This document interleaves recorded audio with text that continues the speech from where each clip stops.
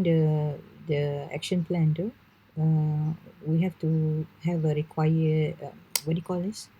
That would require us to do a careful planning lah, and attention to detail. What exactly we want to work. Yeah, maybe you can mention about specific action plan for artisan product. Yeah, of Okay. whatever you do. Okay, first you have to define your product or your project. So you have clearly defined the scope and objectives of your product. What do you want to achieve? Who is your target audience? What are Mm, their key features and benefits of your product?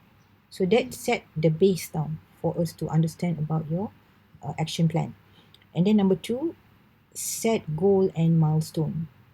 Yeah. So setiap tu ada strategic goal, so that you are able to establish a specific, a measurable goal, and that specific and measurable goal must be aligned to your overall objective. So this goes back to your mission and vision just now. So you want maybe to break all of these goals down into smaller milestone. Yeah, because smaller milestone will help you to track the progress report, the track the progress, and also maybe stay on a certain target. Yeah, and number three, you have to develop a timeline. Yeah, because this is just like a project management. yeah. The timeline will help and guide you for your key tasks. What are your milestone? What are your deadline for your product or your project? So make sure you allow enough time for each task and build in maybe some flexibility to accommodate, there could be unexpected delays or setback happen, so that we are able to clear all the gray area that is not clear. And then number four, identify resources. Yeah, so you have to determine what resources you will need to complete your product, your project, or whatever your services. So maybe these resources could come in the form of material, tools, equipment, or human resource. Then you need volunteers, you need some other partners, mention it there. And then establish a budget. Yeah, because without budget, there is no point of you coming up with this, right? You have to create a detailed budget that maybe includes all expenses associated with your product or your project. So maybe that would include the cost of materials, labor, what else, overhead, and other expenses you anticipate to incur. Okay, banyak ni. Number six, assign role and responsibility. So decide who will be responsible for each task and make sure everyone understand their role and responsibilities. So make sure also you have a clear line of communication, so you know the conversation communication is very well established. So that is also to ensure everyone, yeah, in your team has the information they need to do, so that they can deliver their job effectively. And importantly, you have to monitor and evaluate the progress, right? So you have to regularly review your progress against your goal, whether your milestone has been achieved. And then maybe you also have to identify issues and challenges that arise, and what would be your corrective action, yeah, to keep your project on track. Yeah, macam you mentioned just now, the possibility of government have come up with a lot of intervention, but they just leave all those behind, and they don't know how to pursue what would be the next stage. So all these, right, if you are following all these 7 steps, you would be able to create a comprehensive action plan for managing your help, yeah, for these women, and then their artisan product. And make sure you when you do this, you always have to stay flexible and adapt your plan as needed, so that you can accommodate a lot of changing circumstances, because things happen, things change, yeah, and maybe there could be new opportunity arise from those activity. So macam what is given here, yeah, this is just a general lah, yeah, the specific on macam the type ni macam ada kekurangan lah kat sini, yeah. So maybe we can later lah, whatever our activity today, nanti I post lah, I buat recording sikit. Okay. Okay, what else you want to ask? Dia ada juga ni semua mention semua, tapi macam agak bersepah kan. But they do lah, they just have to streamline. So these are actually in conclusion what they do, yeah? 30 pages. Wow. I am visual person, so this kind of What? report is very challenging to me. Okay, let us go about the individual. 40%. This is huge. This is huge, but you have to make sure, because these are all about your project, about your business plan. Yeah, so I dah bagi semua all this. You just have to fill this up, and then have an executive summary. Yeah, it's good to mention your SDG. Yeah, it's your creativity lah. How you going to place this report? Yeah, whether is it impactful to a figure or not? So it depends. And then dalam my punya video lecture pun I ada mention juga how to come up with the report. Yeah, process and its writing. Yeah, so make sure you align with the objectives. So here is actually telling, maybe you can do a little diversion from your project, individual and group. That is not going to be the same. Maybe make it more smaller for your individual. Sorry. Your group tadi markah kecil kan, 20 kan. So yang ini besar. So make sure jangan buat benda yang sama lah. I mean, what else can you do? Other than artisan product, what else can you come up with? Because it should not be the same. Understand? So that means because the individual score is higher, right? So I should place your importance on artisan product. Maybe it can be here. I put in, yeah. Yeah. Okay.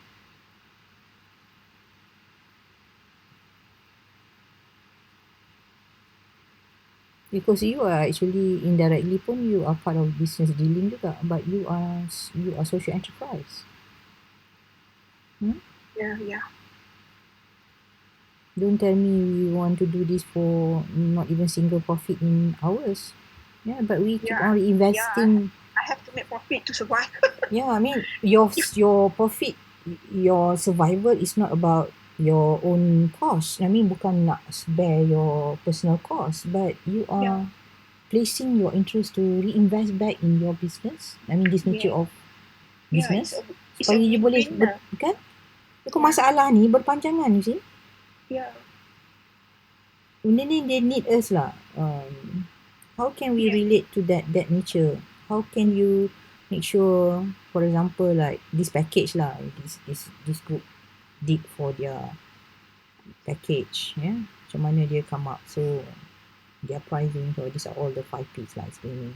So macam mana you are going to make sure how you sustain your profit.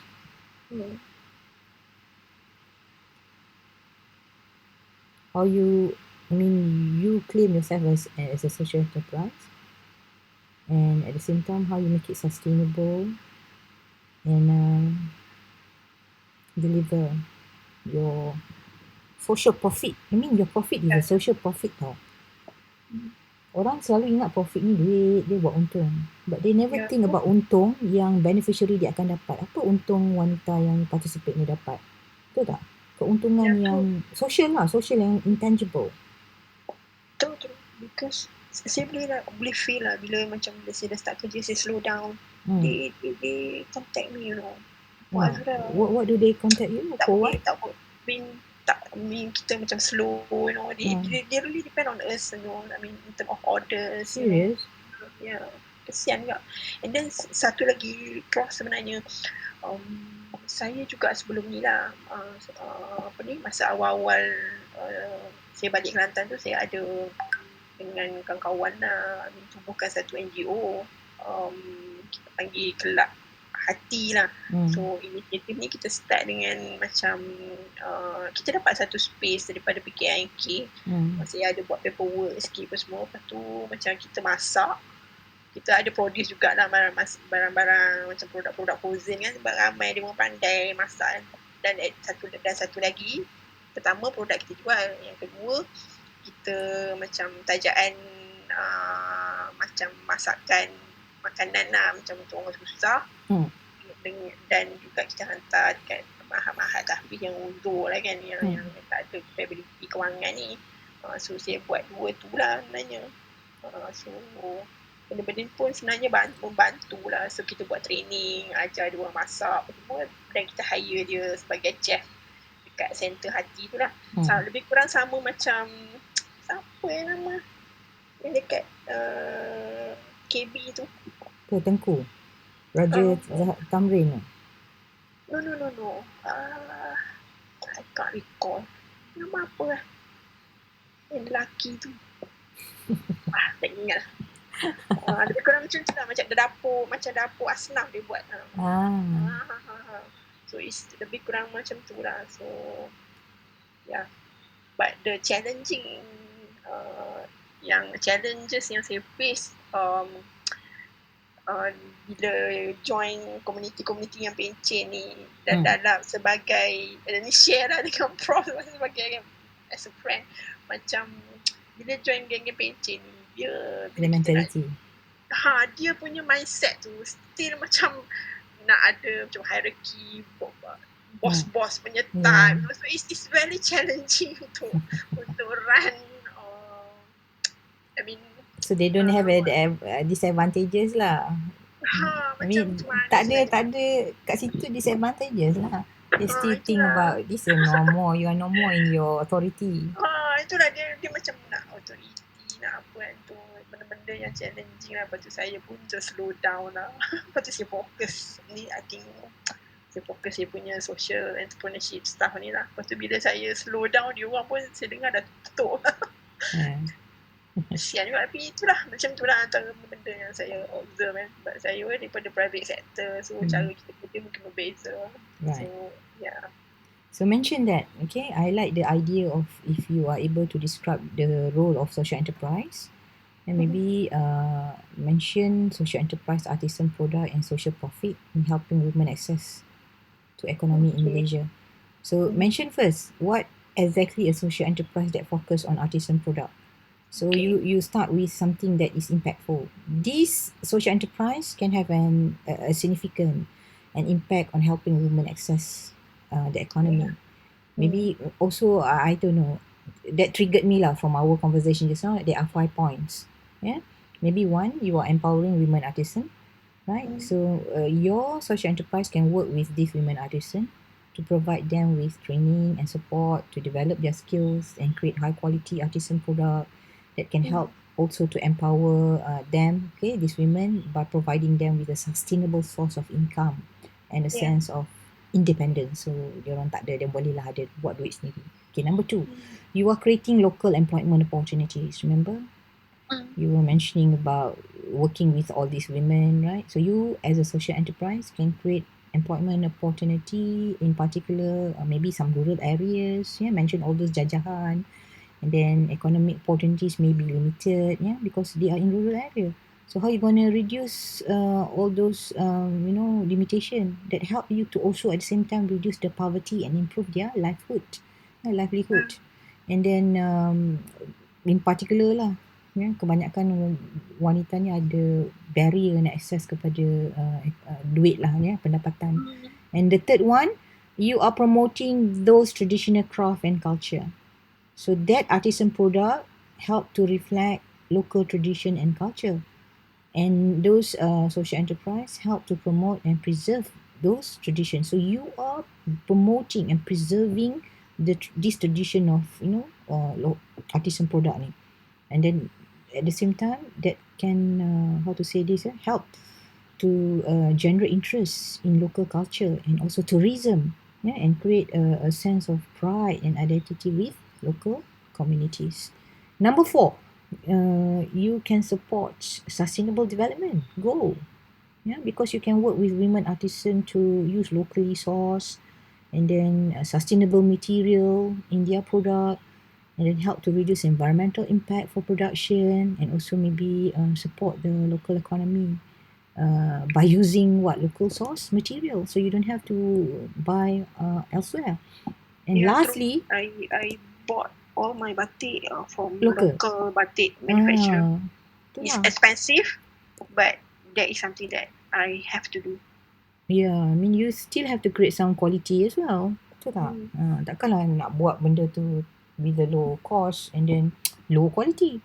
Yeah. Mm-mm. So invest a little bit here and there lah, so people can, so kalau dia beli, nak beli lagi. Janganlah dah beli sekali tak nak beli lagi. Yeah. Right? And importantly, we discussed about generating social profit. Yeah, so mention a social enterprise can reinvest, all the profit back into the community. Yeah, so you are keeping those as a social profit because that help to support the social program, and a lot of other initiatives can also be implemented later. So that help to address the social issues, improve well-being of the local communities, and in particular women and the marginalized group. Mm-hmm. Right? So that helped to explain about all these, maybe on top of a common business language about marketing mix. Yeah. Sekarang dulu kita cakap 4, tapi sebenarnya sekarang dah memang this is the trend lah. Yeah. What are the other 2 is a process and physical evidence. The rest of other 4 do remain the same. So I think I don't see that as a problem. What else you want to ask from this activity? The promotion wise semua tu I think tak ada. Yeah.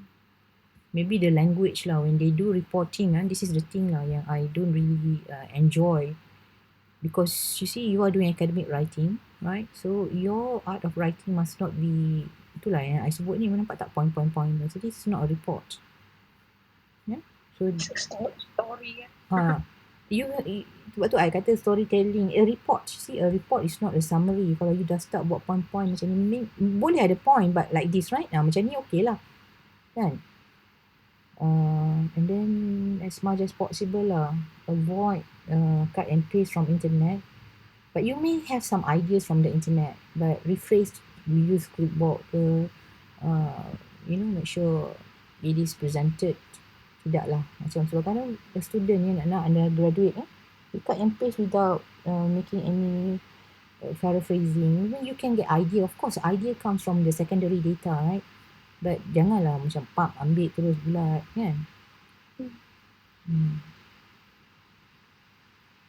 So what can you plan for your business model canvas? So this group, they do lean canvas.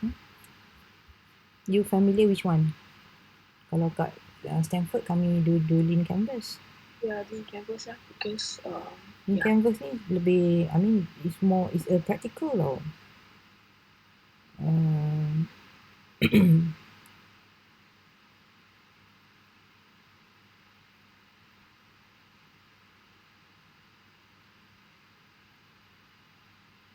What you can work on explaining how does lean canvas work in the aspect of selling all these artisan products.